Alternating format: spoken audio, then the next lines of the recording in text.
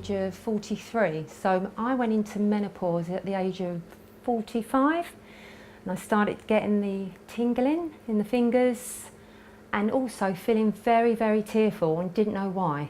So it's horrible, such a horrible feeling that just comes over you like a wave, and you just feel like you're the only one on earth that's suffering. Until you then eventually start speaking to friends, and then you hear that they're going through the same stuff, or they're ahead, they're having the hot flushes. I then started to get the hot flushes purely if I had spicy food or tea, coffee, anything that stimulated the system.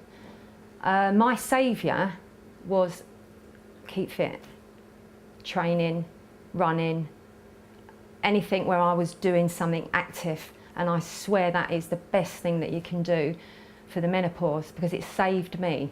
And you do feel like you want to kill, and then you just feel like you're all over the place, and then you compose yourself and you're back to normal, and then the next minute you get the wave that goes through you.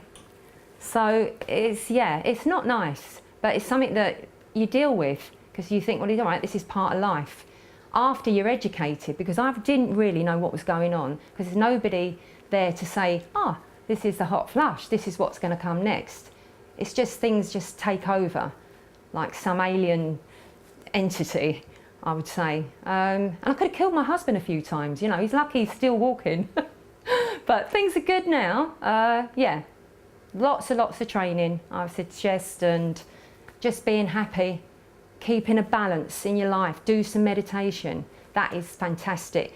5 minutes, 10 minutes in the morning, some breathing, clear your mind, because that, for me, stress is the worst thing for me, for hot flushes. Of a night, yeah, you're turning the pillow over constantly because it's hot, your head gets hot, covers are off, covers are back on, so you've just got to go with it and start taking note. You could keep record. Don't have a hot cup of tea late at night because that's going to stimulate. Coffee's going to stimulate. Spicy food, again, before you go to bed. Don't have it. But then, on the other hand, you don't want to stop living. So I say try and keep that balance, because that's the most important thing. I can tell you a little story. When I was on the plane and I was reading the Menopause book, big encyclopedia book, and I absolutely was so embarrassed. I sat in the wrong seat and a chap said, yeah, you're in my seat.